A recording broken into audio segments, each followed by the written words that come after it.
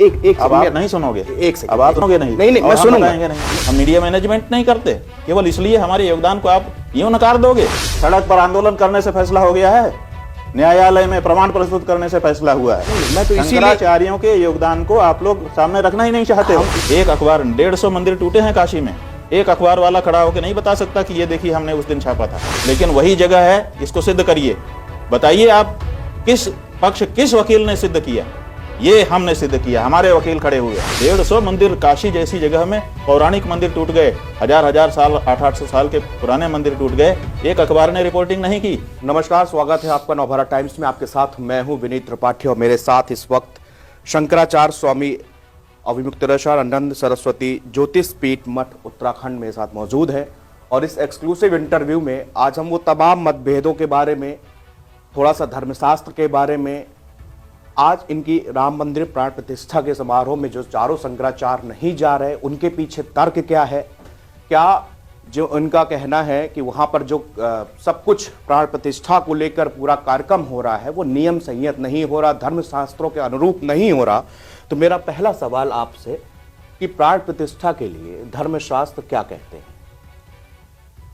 प्राण प्रतिष्ठा के लिए धर्मशास्त्र ये कहते हैं कि लोगों के मन में एक धारणा बन गई है जी कि मूर्ति में प्राण प्रतिष्ठा होगी, लेकिन धर्मशास्त्र ये कहते हैं कि मूर्ति में तो होगी ही, वो तो मंदिर का एक अंग है जी, लेकिन पूरा जो मंदिर है उसमें प्राण प्रतिष्ठा होगी।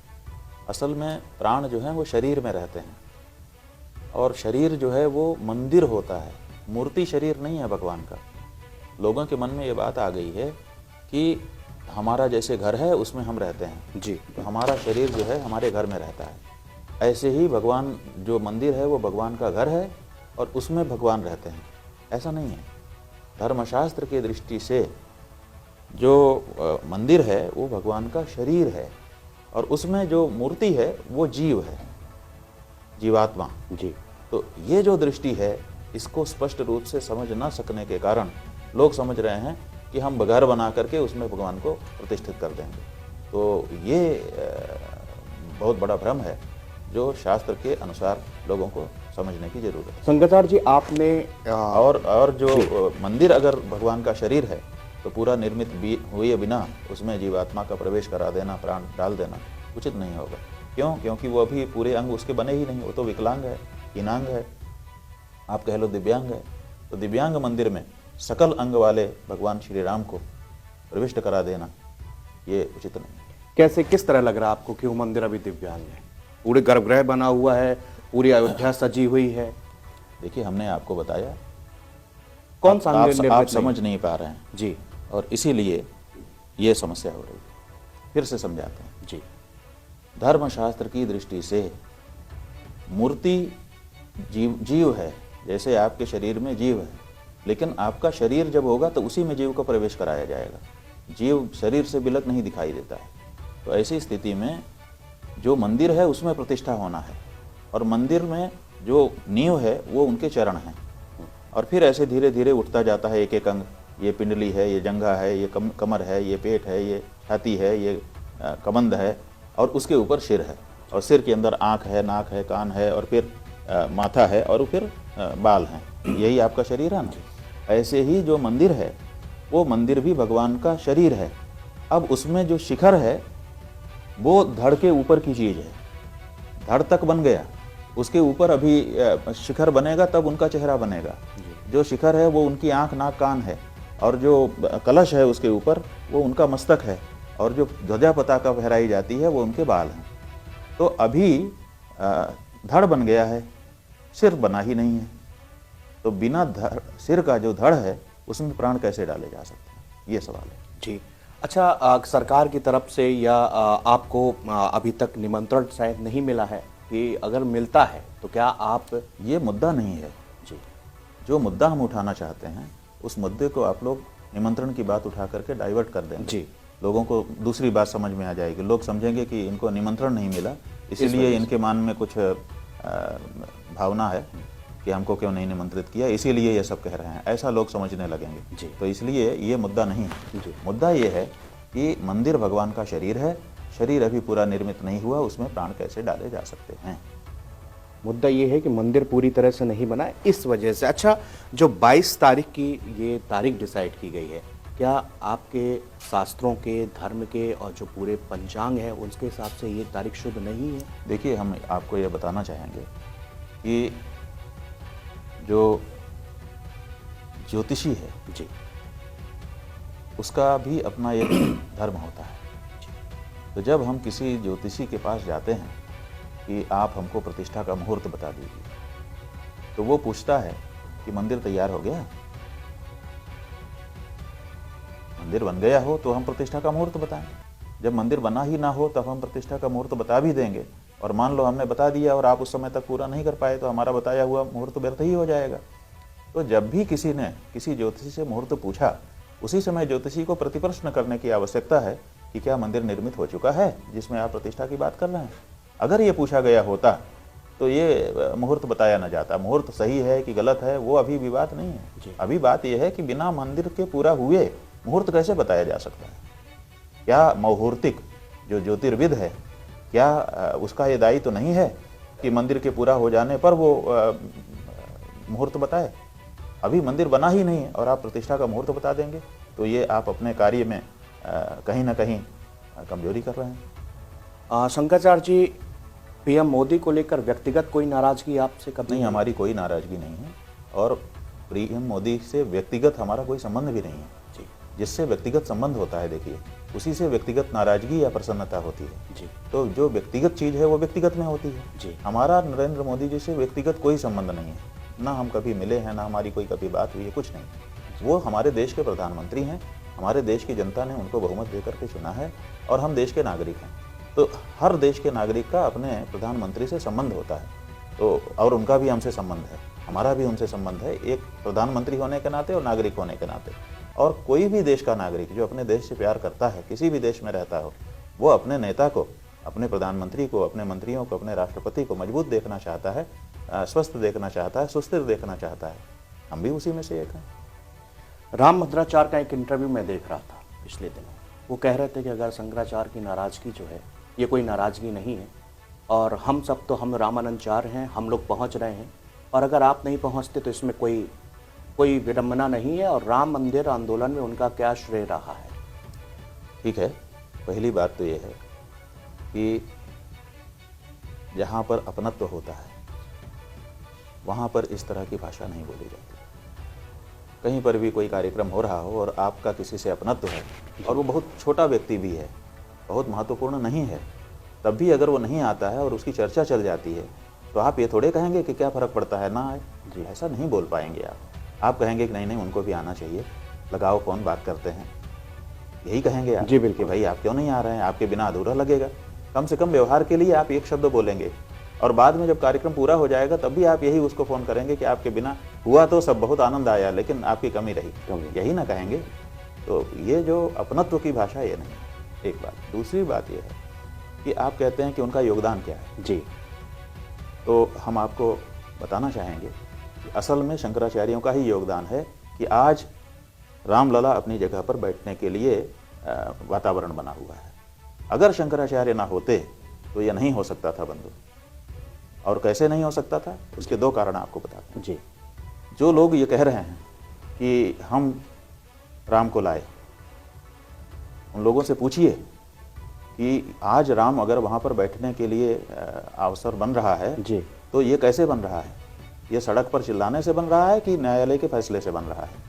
तो आपको स्पष्ट हो जाएगा कि सड़क पर चिल्लाने से कुछ नहीं हुआ, लेकिन न्यायालय के निर्णय से हुआ। लेकिन महाराज जी उसमें सुनो कहा, तो, एक अब आप नहीं सुनोगे, एक सेकंड, अब आप सुनोगे नहीं, नहीं और मैं हम सुनूंगा, बताएंगे नहीं, मेरे सुनूंगा। आप क्यों सुनते नहीं हो? आप जब आपने पूछा कि कहा जा रहा है कि योगदान क्या है और हम योगदान बता रहे हैं, तो आप जी, क्यों अच्छा, नहीं ठीक। सुनना चाहते हो? जी, जी। क्यों नहीं सुनना चाहते हो? जी जी बताइए। क्योंकि आपको योगदान बताना ही नहीं है, नहीं, केवल हम- प्रश्न उठाना है। नहीं, मैं तो इसीलिए- शंकराचार्यों के योगदान को आप लोग सामने रखना ही नहीं चाहते हो, हम इसीलिए आपके पास तो फिर आए। आप क्यों बीच में टोकते हो? एक सवाल आ गया था। अच्छा, क्या सवाल? पूछ लो। सवाल ये था, नहीं पहले आप अपनी बात हम नहीं पूछे, नहीं, अब बोलो। रोक देने के बाद क्या बोलना? नहीं नहीं महाराज जी, नाराज नहीं होइए, थोड़ा सा भाई नाराज होने की बात कर देते हो आप। शंकराचार्यों के योगदान को क्यों मीडिया नहीं दिखाता है? बिल्कुल। आज क्यों आप नहीं दिखाता मीडिया? आज आप पूरे एक दुनिया भर के सामने ये प्रश्न क्यों नहीं ले गए? आप बताइए। आप बताइए। हल्ला मचाने से फैसला हुआ है? सड़क पर आंदोलन करने से फैसला हो गया है? न्यायालय में प्रमाण प्रस्तुत करने से फैसला हुआ है? वो प्रमाण किसने प्रस्तुत किया, किसने पैरवी की? 90 दिन की बहस हाई कोर्ट में हुई थी जी, कुल टोटल, जिसमें से 50 दिन मुसलमानों की तरफ से हुई थी, 40 दिन हिंदुओं की तरफ से हुई थी। उसमें से 24 दिन हमने बहस की है, शंकराचार्य ने 24 दिन लगातार 350 से ज्यादा प्रमाण रखे हैं। हमारे वकीलों ने दिन रात एक किया है। और हमारे वकील परमेश्वर नाथ मिश्र जी, पीएन मिश्रा जी, और रंजना अग्निहोत्री, उन्होंने वहां पर निरंतर कार्य किया। और भी बहुत सारे पैनल में वकील थे हमारे, वो हमने काम किया और हम फैसला लेकर के आए। राम जन्मभूमि अयोध्या है, ये सब जज मान रहे थे। सुप्रीम कोर्ट में जब बहस चल रही थी 40 दिन की, सब पक्षों की मिलाकर के 40 दिन की बहस है, उसमें से 4 दिन हमारी बहस है लगातार। अब आप बता दीजिए कि भारतीय जनता पार्टी जी, विश्व हिंदू परिषद, राष्ट्रीय स्वयंसेवक संघ या इसी तरह का उनका कोई साथी संगठन क्या पक्षकार बना था न्यायालय में? नहीं, बिल्कुल नहीं। तो क्यों नहीं बना था? तो कैसे उनका हो गया? और अगर वो कहते हैं कि हम किसी पक्ष को पीछे से समर्थन कर रहे थे, तो वो बता दें कि उनके वकीलों ने कितने दिन की बहस की है। चाहे वो किसी का नाम ले दें, अपने किसी वकील का नाम बता दें कि हमारे वकील ने इतनी लंबी बहस की है। क्यों नहीं सुना गया न्यायाधीशों के द्वारा इनकी बहस को? अगर किसी का समर्थन भी, वैसे तो वो थे ही नहीं, रिकॉर्ड पर थे ही नहीं, कोई गए ही नहीं थे, क्योंकि वो सड़क पर हल्ला मचा रहे थे और हम न्यायालय में लड़ रहे थे। शंकराचार्य जी न्यायालय में लड़ रहे थे। शंकराचार्य जी की द्वारा उपस्थित किए गए प्रमाणों के आधार पर यह फैसला हुआ है। खड़े होकर के बताए तो, पूछो रामभद्राचार्य जी से कि उनके वकीलों ने कितने, वो कहां पार्टी थे कि नहीं थे, और सुनो, पार्टी थे कि नहीं थे, और उनके वकीलों ने कितनी लंबी बहस की और कितना उनको सुना गया। बैठा दिया गया जजों के द्वारा कि आपके पास कुछ नहीं है, आप बैठ जाइए। और हमारे वकील को कहा गया कि आप और सुनाइए, क्योंकि आप मुकदमे में सही रोशनी डाल रहे हैं। अभी तक कहां थे आप? ये जजों का उनके प्रति वो था कि अभी तक कहां थे, इतने बड़े प्रमाणों को लेकर के आप कहां थे? और फिर उनको 24 दिन तक लगातार सुनना। सवेरे 9 बजे 10 बजे से शुरू होता था, शाम को 5 बजे तक लगातार सुना जाता था। लगातार हमारे वकील 24 दिन बोले हैं। क्या बोल रहे होंगे आप सोचो। और क्यों जज सुन रहे थे उनको, अगर वो महत्वपूर्ण नहीं थे? आप ऐसे शंकराचार्यों ने जो कार्य हिंदू समाज के लिए कर दिया, वो मीडिया में नहीं आए, वो हल्ला मचा करके अपने आप को अखबार में नहीं छपवाए, इसलिए उनके योगदान को कम करोगे आप? मीडिया कम करेगी किसी के योगदान को? जी, आज इसीलिए मैं ये प्रश्न आपसे सामने लेके आया था कि एक बार शंकराचार्य, ये बहुत बहुत बुरा लगता है हमको। बिल्कुल, जो हमारे धर्माचार्य हैं, उन्होंने जो, और आपको बताते हैं जी, आप कहते हो कि हम लेके आए, आपको याद नहीं है, आप छोटे रहे होगे उस समय जी, ईस्वी सन 1992, हाँ 1992 में पैदा हुआ था। ये जो विश्व हिंदू परिषद के लोग हैं, ये कांग्रेस के साथ मिल गए थे, और कांग्रेस के साथ मिलकर के इन्होंने 192 फीट दूर, जहां आज रामलला विराजमान होंगे ना जी, उस रामलला के विराजमान होने वाले स्थान से 192 फुट दूर इन्होंने गड्ढा खोद दिया था, शिलान्यास कर दिया था कि हम यहां मंदिर बनाएंगे। दाऊ दयाल खन्ना जो कांग्रेस का विधायक था जी, उसके मध्यस्थता में बूटा सिंह जो उस समय का गृह मंत्री था, नरसिंह राव उस समय प्रधानमंत्री था, इन लोगों ने कांग्रेस के साथ साठगांठ करके, जैसे मथुरा और काशी में हमारे मुख्य स्थानों के अगल बगल में मंदिर बना करके पूजाई हो रही है, वैसे अयोध्या में भी बीज बो दिया था कि हम अगल बगल में बना देंगे। कांग्रेस पार्टी ये चाहती थी कि मंदिर मस्जिद दोनों रह जाएं, और ये लोग उसका पोषण कर रहे थे। हम हमारे सामने खड़े होके तो बोलें, किसी की हिम्मत है? ये आपके शंकराचार्य का योगदान है हिंदुओं कि शंकराचार्य ने कहा नहीं, हम इसको अस्वीकार करते हैं, वही हमारी जगह है जहां पर रामलला विराजमान है और हम वहीं पर मंदिर बनाएंगे। और वो अपनी इस बात को स्पष्ट करने के लिए 4 शिला लेकर के चले, उनको गिरफ्तार किया गया। कौन सा महात्मा, ये जो 6,500 महात्मा आ रहे हैं, पूछो कौन कौन राम जन्मभूमि के लिए गिरफ्तार हुआ? बता दो एकदम। रामभद्राचार्य जी गिरफ्तार हुए हैं, वो बताते चंपत राय गिरफ्तार हुए हैं, बताओ मारा गया। हमको ये बताओ कौन गिरफ्तार हुआ है राम जन्मभूमि के लिए? ये तो शंकराचार्य ने जेल भोगी है। उस शंकराचार्य को आप लोग कहते हो कि क्या योगदान है?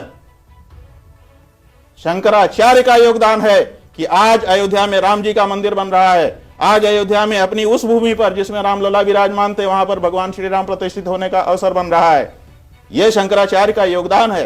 वो अखबार में नहीं गए, मीडिया में नहीं गए, अपना नाम छपवाया नहीं, इसलिए आप उनकी योगदान को नकार दोगे? ये मत करो। रामभद्राचार्य जी इस तरह से ना कहें कि उनका क्या योगदान है।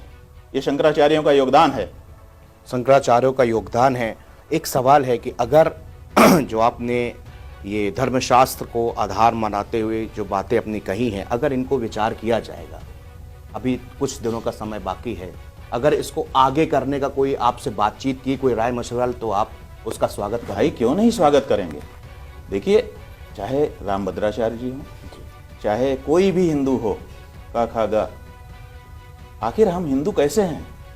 हमारा जीवन धर्मशास्त्रों के नियमों से चलता है, तभी तो हम हिंदू हैं जी। अगर धर्मशास्त्र को हम नहीं मानेंगे तो क्या हम हिंदू कहे जाएंगे? हम सनातनी कहे जाएंगे? अपने ऋषि मुनियों के आदेश पर हम अपना जीवन चलाते हैं, इसीलिए तो हम हिंदू हैं। तो उन ऋषि मुनियों के आदेशों को हम कैसे दरकिनार कर सकते हैं मेरे भाई? हमें राम मंदिर के बनने की क्यों खुशी नहीं है? हमने पैरवी की है जी। 20-25 साल तक लगातार हमने पैरवी की है। 40 साल से हम लगे हुए हैं इस कार्य में।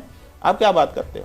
और हमने स्वयं, रामभद्राचार्य जी भी गवाह बन के गए थे, विशेषज्ञ गवाह। हम स्वयं भी विशेषज्ञ गवाह बन करके गए थे। उनसे ज्यादा दिन हमारी जीरा हुई है। और उनकी तो जो उन्होंने तुलसी शतक बना करके दिया था जी, उसको सिद्ध नहीं कर पाए न्यायालय में, और हमने तो सिद्ध कर दिया। जब ये प्रश्न आया हाई कोर्ट में भी और सुप्रीम कोर्ट में भी कि हम अयोध्या को राम जन्मभूमि मानते हैं, लेकिन वही जगह है, इसको सिद्ध करिए। बताइए आप किस पक्ष, किस वकील ने सिद्ध किया? ये हमने सिद्ध किया। हमारे वकील खड़े हुए, उन्होंने कहा साहब हम सिद्ध करते हैं। और हमने स्कंद पुराण का प्रमाण दिया, हमने एडवर्ड के शिलाओं का प्रमाण दिया, और हमने हंस बेकर का प्रमाण दिया जो आधुनिक उनके द्वारा माना जाता है। और हमने वो सारे नाप करके बताए, सब दिशाएं सिद्ध की, और पिन पॉइंट ला करके हमने वहां खड़ा कर दिया कि ये देखिए हमारा प्रमाणित है। ये कार्य आपके शंकराचार्य जी ने किया है। आप केवल इसलिए कि हम मीडिया पर्सन नहीं है, हम मीडिया मैनेजमेंट नहीं करते, केवल इसलिए हमारे योगदान को आप यूं नकार दोगे और तिरस्कृत करोगे हमारे गुरुओं को, जिन्होंने अपना सर्वस्व न्यौछावर कर दिया। हमको बुरा लग गया। आपकी हमने रामभद्राचार्य जी के विरुद्ध एक वाक्य नहीं कहा अभी तक जी। लेकिन जब वो उनकी बात आप इस तरह से सुनाते हैं कि उनका क्या योगदान है, तब हमको ये सब कहना पड़ा। जी। जब मैंने भी इस चीज को, जब कल आपका साक्षात्कार करने के लिए एक दिन पहले भी मैं आया था, लेकिन आपके पास में समय नहीं मिल पाया, फिर आज समय मिला। उस दौरान मैंने ये तमाम जो आपके आर्टिकल्स थे, आपके ऊपर खबरें थी, आपके इंटरव्यूज थे, उनको देखा। एक अखबार को, इंग्लिश अखबार को आपने इंटरव्यू दिया है, उसमें आपने कहा है कि अगर बेटा जो है वो पिता को डांट सकता है, उससे कभी नाराज नहीं हो सकता। इस चीज को थोड़ा सा आप डिफाइन करिए। नहीं, मतलब हमने ये पूछा, लोग कह रहे थे कि आप एंटी मोदी हैं जी, और कोई पुराने हमारे कोई वाक्य हैं उनको दिखा रहे थे। हाँ, जैसे हमने 2019 के चुनाव में जी, एक व्यक्ति को, संत को खड़ा किया था मोदी जी के सामने, और फिर उसका नामांकन रद्द होने पर हमने गुस्सा जाहिर किए थे। तो उसको सबको दिखा करके कह रहे थे कि आप तो एंटी मोदी हैं, आपका तो इतिहास है, कई बार आपने ऐसा वाक्य कहा है। तो हमने उनको कहा कि देखिए, आप हमारे वाक्यों के आधार पर अगर हमको एंटी मोदी कहते हैं, क्योंकि हम गुस्सा प्रकट कर रहे थे, तो ये बता दीजिए कि संसार में कोई एक बाप बता दीजिए जिसने अपने बेटे को कभी डांटा ना हो, फटकारा ना हो।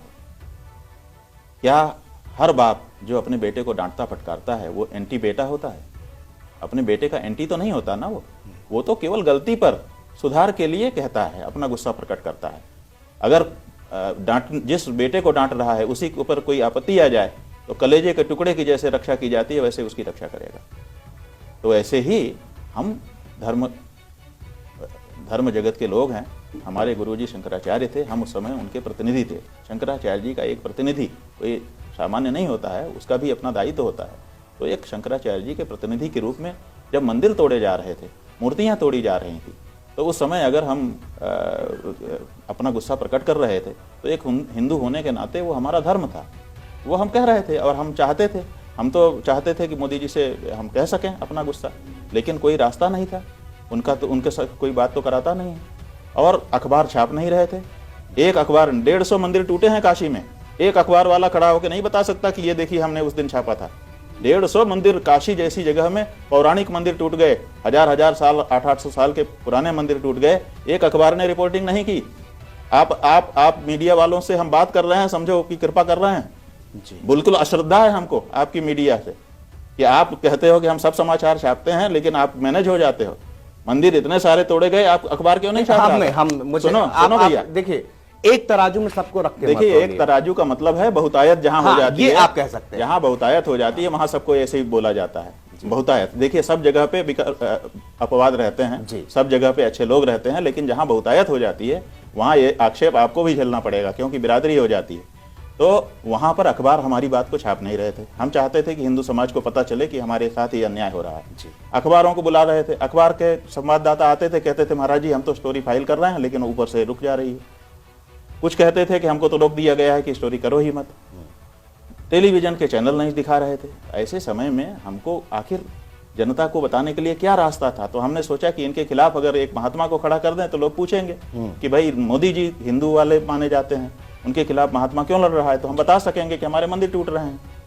ये हमारा उद्देश्य था। अब इसमें हिंदू धर्म के मंदिर तोड़े जाएं और कोई धर्माचार्य उसके लिए खड़ा हो जाए, इसको हिंदू समाज अगर गलत समझेगा तो फिर हम क्या करेंगे? उस हिंदू समाज के लिए हम कैसे लड़ सकते हैं? बहुत बहुत धन्यवाद। नवभारत टाइम्स के बाद आपने बातचीत की, अपना समय निकाला। देखिए, शंकराचार्यों का जो योगदान है वो जनता के सामने जाना चाहिए, क्योंकि बहुत बड़ा भ्रम फैला दिया गया है ये कह करके कि शंकराचार्यों का क्या योगदान है। तो शंकराचार्यों का बहुत बड़ा योगदान, इतना बड़ा, हमने 2 उदाहरण आपको बता दिए। आप जाके पूछिएगा कि बताइए आप लोग पार्टी थे कि हम पूछते हैं कि कौन पार्टी था इनमें से जितने लोग वहां खड़े हैं, एक। दूसरे, हम ये पूछते हैं कि आपके वकीलों को क्यों नहीं सुना जजों ने ज्यादा देर तक? आप बताइए, 1 दिन से 2 दिन से 3 दिन से ज्यादा किसी की बहस हो तो बताइए। 40 दिन की जो बहस हमारे हिंदू पक्ष की ओर से हाई कोर्ट में हुई थी, उसमें 2 दिन से ज्यादा किसकी बहस है? बता दे कोई। और हमारे वकील की 24 दिन की बहस है, रिकॉर्ड पर है। हम कोई बात ऐसी नहीं बोल रहे हैं, वहां सब लिखा पढ़ी में है। रोज की ऑर्डर शीट लिखी जाती है न्यायालय में, तो कंटिन्यू आप ऑर्डर शीट निकाल के देख लीजिए अगर हम झूठ बोल रहे हो तो आखिर हम ऐसा क्या बता रहे थे कि जज हमको बैठा नहीं पा रहे थे और सुनते चले जा रहे थे, और दूसरे लोगों को कहते थे कि बैठ जाइए। आपके रविशंकर प्रसाद तो गए थे वकील बन करके ये दिखाने के लिए कि इसमें हम लोग भी लड़ रहे हैं, लेकिन बैठा दिया कि please keep quiet, please be sit down. क्यों? आप बताइए। उनके पास प्रमाण नहीं था, उनके पास ऐसी बात नहीं थी, तर्क नहीं थे, प्रमाण नहीं थे, इसलिए उनकी नहीं सुनी गई। हमारे पास तर्क थे, प्रमाण थे, इसलिए सुना गया और फैसले में उल्लेख किया गया। आप हाईकोर्ट का फैसला उठा लीजिए, उसमें धन्यवाद कहा है न्यायाधीशों ने, हमारा नाम उल्लेख करके कि इनकी तरफ से जो प्रमाण प्रस्तुत किए गए उसके लिए इनको हम धन्यवाद कर रहे हैं, एक्सपर्ट विटनेस थे। और सुप्रीम कोर्ट में देख लीजिए, सुप्रीम कोर्ट में कितनी बार नाम लिया है हमारे वकीलों का। जो इनके पराशरण हैं, पराशरण का रोल जो है केवल ये था कि बहुत वरिष्ठ वो वकील थे, इतने वरिष्ठ कि उनसे वरिष्ठ कोई है नहीं, तो सम्मान की दृष्टि से उनका नाम कई बार आया है सुप्रीम कोर्ट के फैसले में। उसके बाद दूसरे नंबर पर तो हमारे वकील का नाम है, पीएन मिश्रा जी का। क्यों नाम है? सुप्रीम कोर्ट के फैसले को पलटो ना। क्यों बार बार हमारे वकील का नाम लिया जा रहा है? क्यों एजेंडा में हमारा भी धन्यवाद कहा जा रहा है? क्यों हमारा नाम लिखा जा रहा है? क्योंकि आप लोगों ने जो प्रमाण रखे, तो बताइए जी। हमने कभी ये सब पब्लिक नहीं कहा जी, नहीं लेकिन जब आप हमारे गुरुओं पर आक्षेप करने लगे कि शंकराचार्यों ने क्या किया है, तो ये हम स्वीकार नहीं कर सकते हैं, हम कहेंगे। आप सुन रहे थे अभी तक मैं यहाँ पर जो इंटरव्यू था पूरा, इसमें पूरे एक एक्सप्लेनर है कि आपको बताया गया कि जो बार बार बात कही जाती है या जो भी कहा जाता है कि आखिरकार शंकराचार्यों का क्या योगदान है। यहां पर शंकराचार्य जी थोड़ा गुस्सा भी हुए, नाराज भी हुए, लेकिन उस चीज को उन्होंने बहुत ही एक ऐसे ढंग से जो आम इंसान, आम पब्लिक उसको समझ पाए कि कितने दिन की वो बहस थी, एक ऐतिहासिक चीज थी, एक ऐतिहासिक फैसला था, उसमें शंकराचार्यों का क्या योगदान था। इस खास इंटरव्यू में फिलहाल इतना ही। अगले किसी इंटरव्यू के साथ फिर हम हाजिर होंगे, तब तक के लिए नमस्कार।